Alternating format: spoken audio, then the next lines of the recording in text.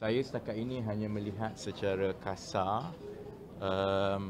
laporan, prestasi, tapi pada hari ini kita ada wakil-wakil daripada seluruh agensi dan kementerian yang terlibat, termasuk juga penyertaan daripada Bank Dunia yang menjadi penganjur bersama untuk memberi peluang kepada kumpulan yang bertanggungjawab mengendalikan perancangan dan pemantauan rancangan Malaysia ke-12 supaya we take a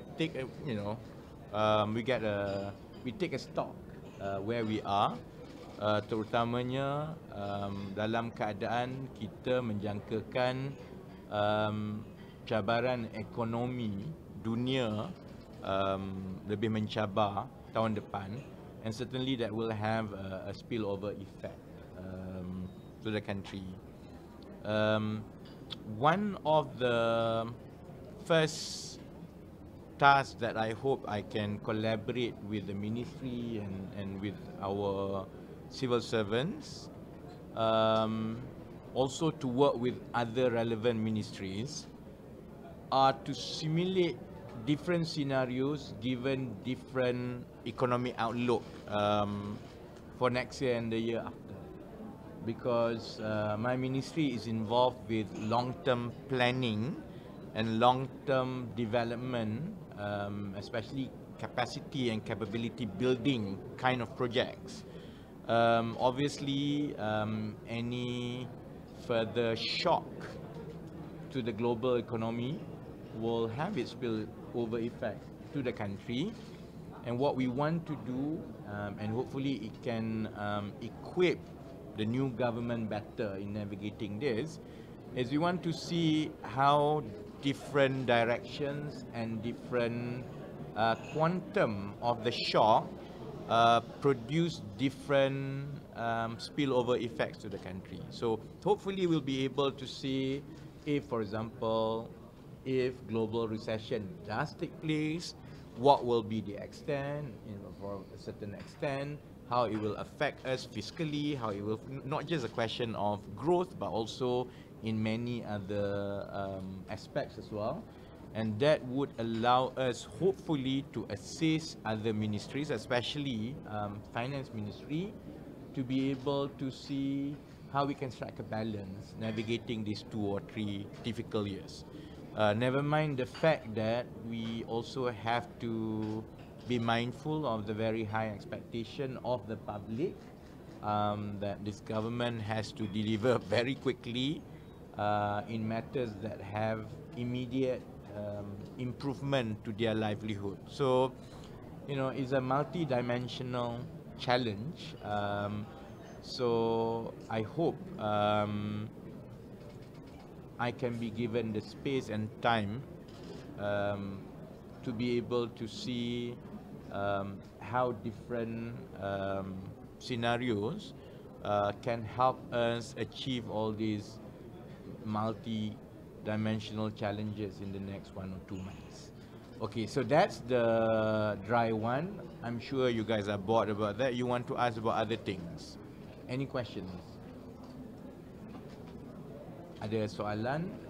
Ya. Berkenaan dengan RMK-12 kan ada beberapa polisi dan satu putra yang dijalankan, jadi benda yang YB terhadap polisi tersebut, dan lagi satu mengenai pelantikan timbalan kemudian mungkin dari Kerajaan PM. Pelantikan timbalan menteri, saya difahamkan semalam ialah ada perbincangan yang pendek saja. Proses itu akan berjalan minggu ini, dan proses itu adalah sama seperti yang juga kita gunakan untuk membentuk kabinet, iaitu ada beberapa peraturan tertentu dari segi berapa jumlah timbalan menteri daripada gabungan-gabungan tertentu, akan bergantung kepada jumlah sumbangan ahli-ahli parlimen dan masing-masing, dan Perdana Menteri akan menentukan portfolio yang dirasakan sesuai dan terpulang kepada gabungan-gabungan untuk mencalonkan nama-nama. Berdasarkan nama-nama itu, Kemudian Perdana Menteri akan melihat kesesuaian kepakaran pengalaman dengan kementerian masing-masing sebelum dibawa untuk perkenan ke bawah duli Yang Maha Mulia Tuanku. So I think that process is this week, and most probably, it will take 1-2 weeks. I really can't answer, but the process has started. Mengenai program-program yang berkaitan dengan Bumi Putra, saya tak nampak bahawa ada perubahan drastik kepada apa-apa perubahan atau apa-apa perancangan yang telah dibuat secara keseluruhan untuk RMK-12. As I say in the meeting, selalunya plans are good. What we want to make sure is that the plans really achieve its goal and is carried out. We cannot repeat, some of the downside of economic planning, iaitu kadang-kadang yang menyediakan ni susah payah buat, but it doesn't get done because we got bogged down by other things, by the politics lah, by all this kan. Jadi saya tak nampak kita akan ada apa-apa yang begitu drastik. Of course, we will take time to go through one by one, to consult the stakeholders, the ministries dan sebagainya. But what I want to be to pay more attention, we want to make sure that it really delivers what it intended to. You want to make sure that every single RM1 when spent, if originally is intended to liberate so and so from poverty, be it whether you are Bumi Putra or not, it will actually deliver that. That's I think what I can contribute better. Of course, through the process, when we do midterm review, we take into account global challenges. There might be some modifications that we have to build in. There might be some constraint, there might be more opportunities. So it's a work in progress, and so long as we are agile in terms of incorporating the challenges, and we look at the implementations very closely and make sure that we adapt, as appropriately, and I think then within the time span of RMK-12, hopefully we will be able to achieve most, if not all, of the objectives. So that's something that we will go through periodically. Yeah.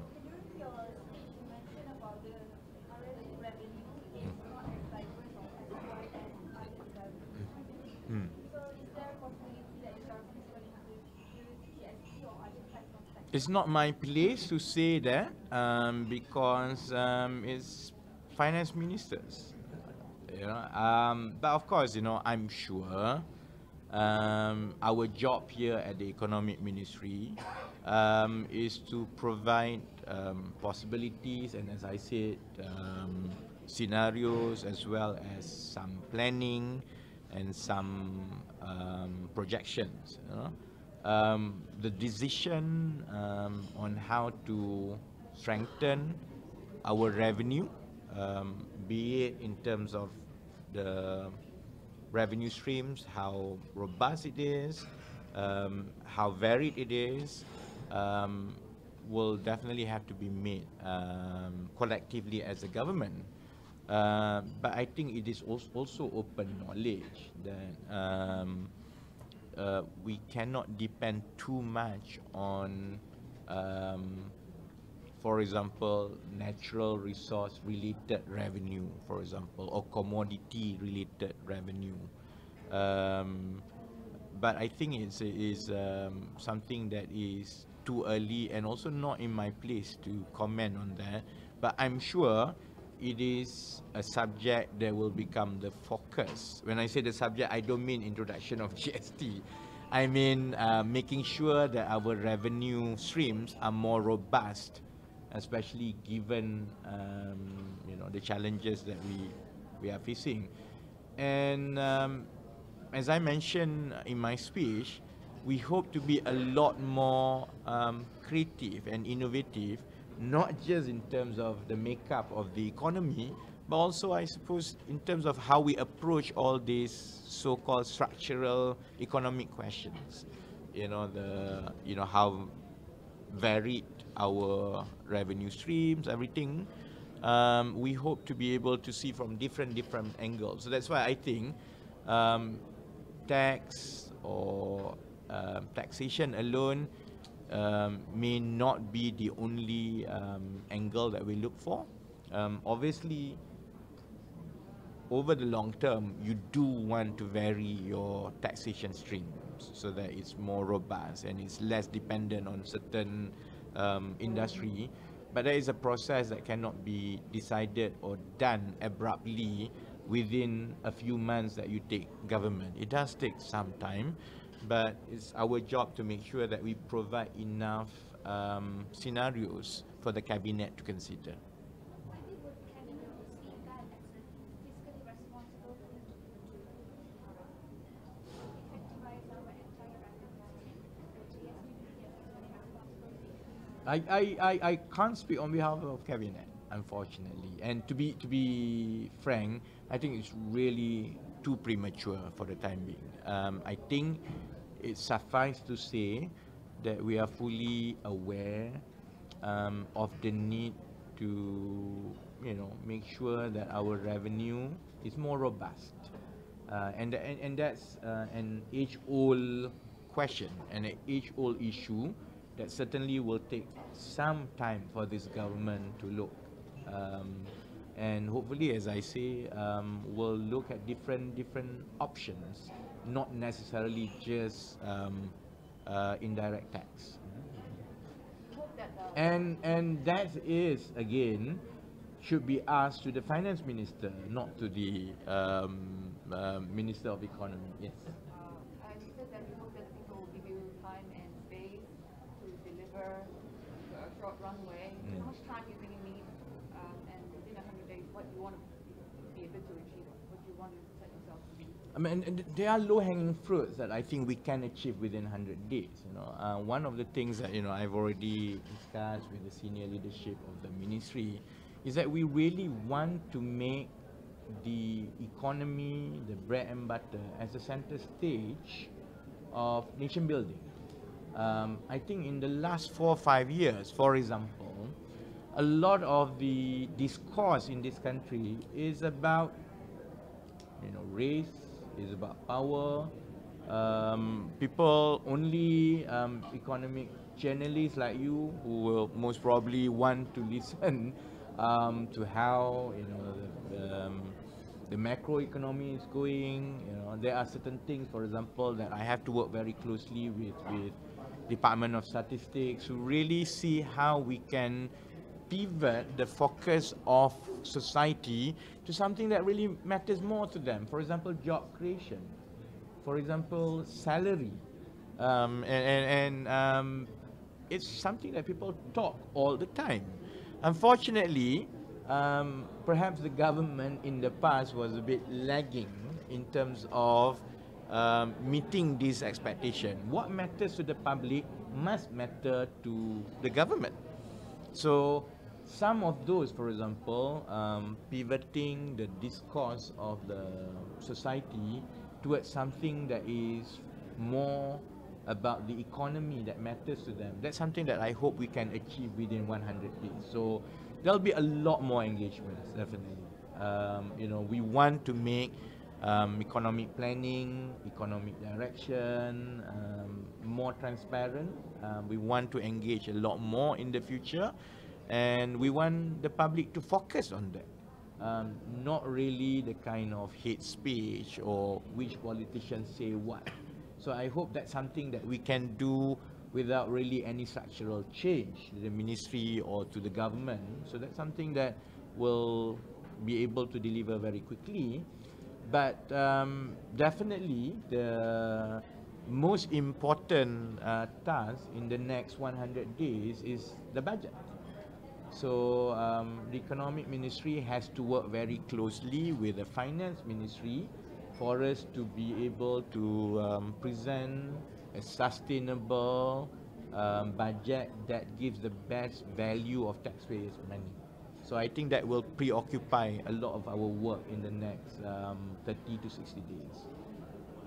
Is Malaysia pulling out from CPTPP? Do Do you know? I'm not sure. I have not been briefed about that. It's certainly something that, if anything, I have to catch up, because I think that's under MITI, right? That's under But do you think MITI. it's a good idea? Because you're overseeing the company. I mean, they are I have to admit, I do not have the full knowledge of it. So I don't think I want to comment on something that I don't have full knowledge of it. I don't know what's the decision. I don't know what's the basis for the decision previously. And if that's true, then I think the best that I can do is to get the right information from the right ministry. For the time being, I have to admit, I don't really have full details about it. and if you heads going to row, GLCs, will that be changed of guard? I mean, in the sense that It's- appointments, It's a new ministry, so to be frank, is in the process of being defined. So apart from the functions of the economic planning, Department of Statistics, and then the public-private partnership unit, I can't really say what other functions are entrusted to us. So it's too premature to say about GLCs or anything. Wadi, Yeah. in your opinion, what are the aspects in the calculation plan that have to be reviewed immediately? Has to be? Reviewed, reassessed. Well, as I say, I have not gone through the details. Of course, I've gone through the macro aspects to it. I know basically what's driving it. I know the clustering of the projects, but I think we can only decide, more with more benefits once I go through deep into every single project. And that's the purpose of this midterm review. That's precisely why it's being done, so that EPU can engage other relevant ministries for the projects that have been given to them, and then we'll be able to see whether it's really meeting the targets, and given all the challenges, whether we need to tweak or not. Again, I think it's too early. I hope in the future, not too distant future, once we have enough information, and I think once we figure out to be fair to everyone, then we will be able to disclose to the public. That's what I meant just now about, I think we intend to make it a lot more engaging and transparent in the public. Yeah.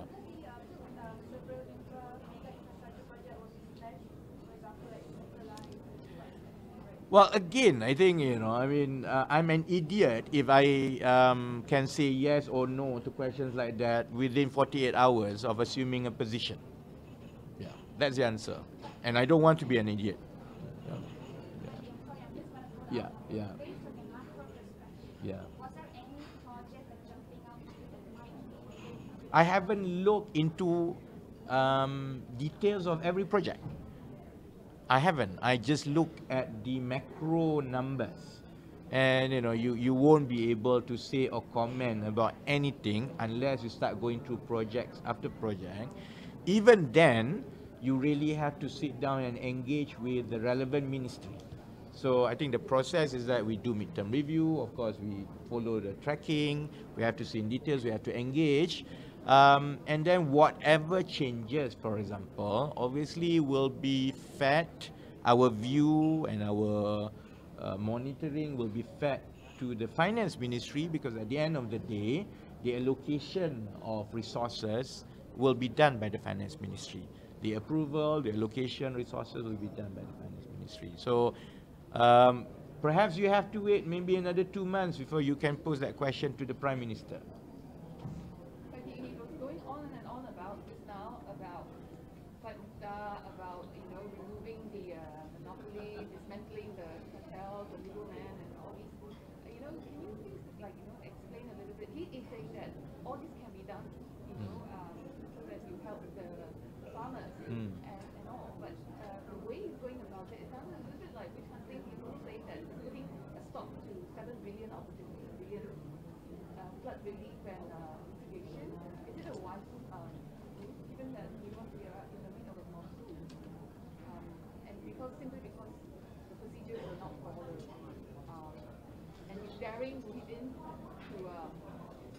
Well, nice try, but you know, at the end of the day, you know, once a minister, especially a prime minister and a minister of finance, have made so and so decision, obviously he has gone through the briefing and full updates from the relevant officers.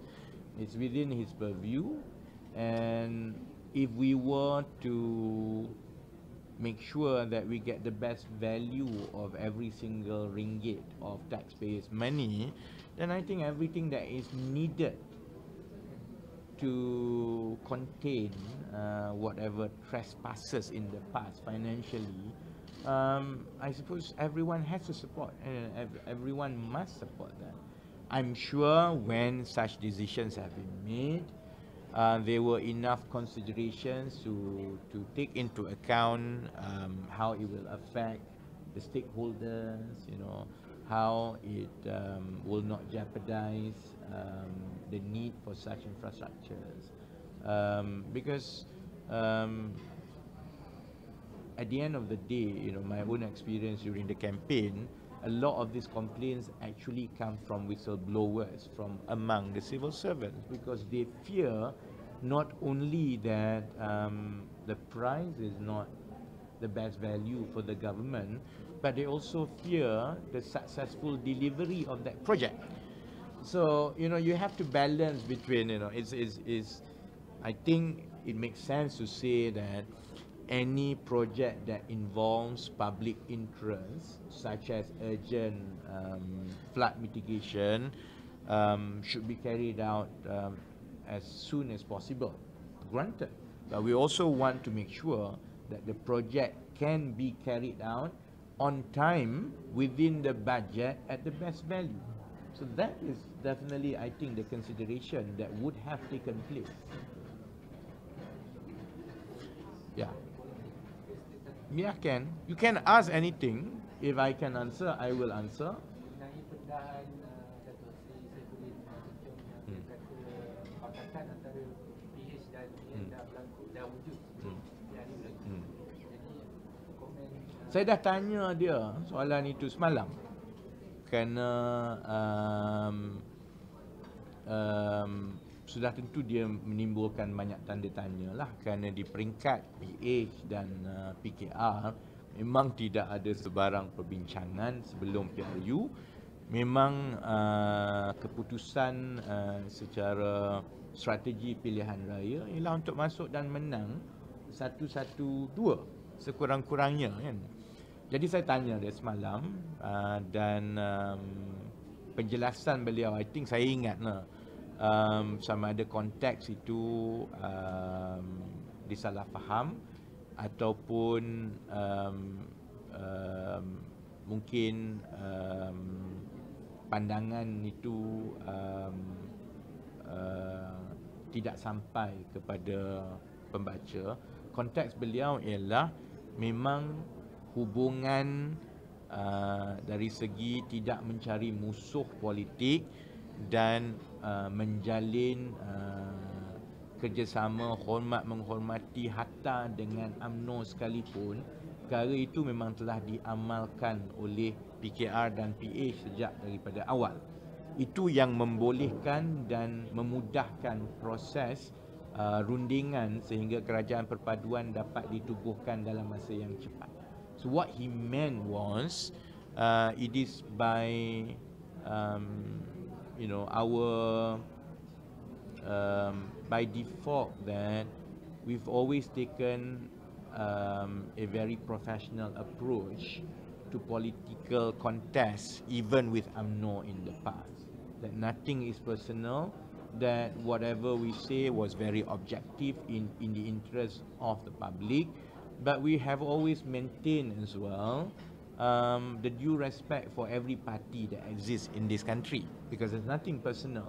And because of that, it makes it easier when the election result was as such that no particular coalition could form a government on their own, that it necessitated working with BN specifically, because there was no you know, extreme bad blood, that everything was done professionally. That personal relationship that people like Saifuddin has with some of the leadership of UMNO had facilitated the whole process. And I think it's fair. But there was no, you know, I mean, this whole thing that it was discussed before was actually not true. Not at all. I mean, we couldn't have guessed. It was impossible to have guessed the number of seats that each party, especially UMNO, could have gotten. If we could have guessed, we wouldn't be surprised at the extent of past wins. We wouldn't. I mean, you guys were surprised, we were surprised. So if we were surprised, it was obvious that we didn't expect UMNO to win only 30. We expected UMNO to either win or, you know, at least get about 70 or 80 as well. So if you backtrack on that, it was impossible to negotiate when each coalition then thought that we would be the biggest coalition. So it was even not electorally possible to cooperate because we were killing each other going into general election. If you remember, Datuk Sri Zahid Hamidi scraped through with just 300.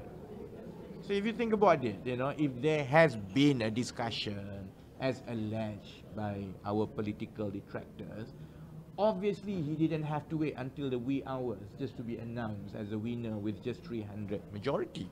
Obviously he would have had, you know, an easy path and he would have been able to campaign around the country. If you notice, BN leaders basically were grounded in their constituencies because we were really going all out. But the result was, it is what it is, and we respect the wisdom of the public. It's, you know, I mean, I personally choose to focus on the bright side, that maybe for once, after a generation, we really have to reset everything and start working together and put the focus of the country beyond our political differences. Unfortunately, PN chose not to subscribe to that. So, of course, you know, then in the scramble after the formation of the government, people have to justify, and one of the most convenient justification was that this was pre-planned. If this was pre-planned, I would like the planner to come and work here because he is such a damn good planner. Because it's almost impossible to plan for something like that. Okay? Can you tell about this coalition agreement that you guys are working on? How many parties are expected to sign? Most probably it will involve all the parties in the unity government. That's why it takes slightly longer. Otherwise, we would have been able to sign with BN, for example. But you know, as we went from days to week, and unity government was formed, obviously other parties and other blocs as well would like to be part of it. So it's in the process, and we hope to be able to sign it sometime next week. What is it supposed to do? It's black and white. Is it supposed to give us the political stability for the next 5 years? Yes. The two key parts of the agreement, first is to set out what are the key principles that govern this government in terms of policies.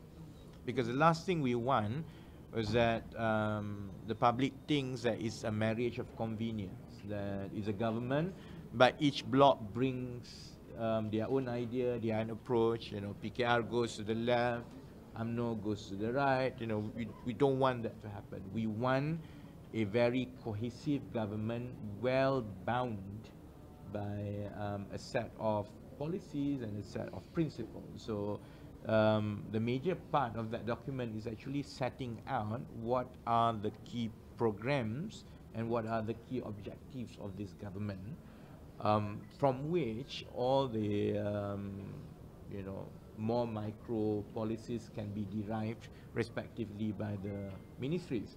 The second part is precisely on the political stability, because it governs in terms of decision making, it governs in terms of vote for support for the government, it ties with the anti-hopping law, that it compels every party to make sure that their MPs vote by block to support the government.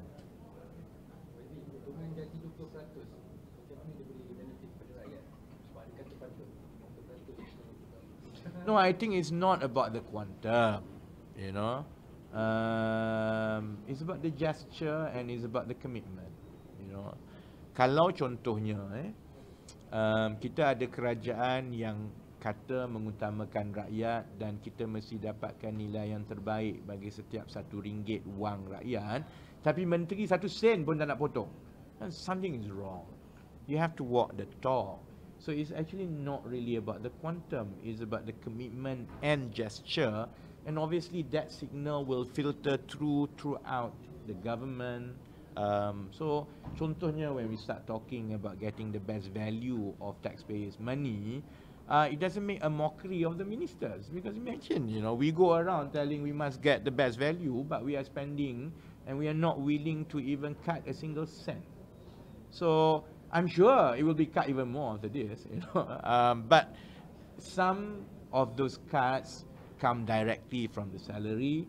Some of those, I suppose, measures to get the best value for taxpayers' money come in the form, for example, that there's no renovation for any of the ministers. You use whatever you can. Stop talking about privileges and so on. So I think it sets the tone for the whole government, and it must start from the top. Only then I think people can give us some chance that we mean what we say. Otherwise, it's hypocrisy. So I think let's start with that, and I hope that the civil service, the public actually understands that that's our strong commitment, and we hope to translate even more in the future as we go along. Maybe the last one, kalau tidak habis aku pun nak masuk ke dalam juga. Yeah. Yeah.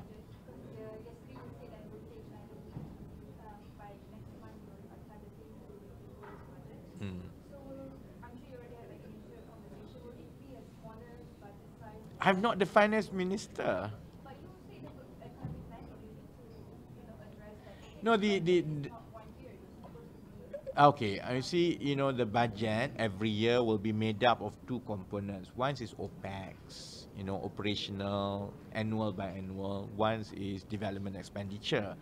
Development expenditure is governed, for example, by RMK-12, and that more or less is already set. Of course, as you review from year to year, you provide the input to the Finance Ministry, and the Finance Ministry will decide based on the constraints and based on the resources they have, which one they want to focus, which one they want to expedite. So that's how it works, But as to the size and the direction of the budget, that is Finance Ministry.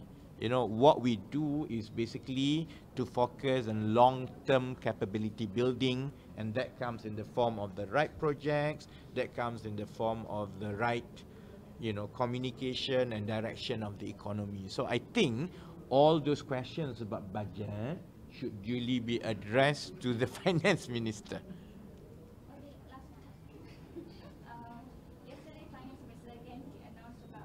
I'm not the spokesperson for the Finance Minister, Yeah, yeah.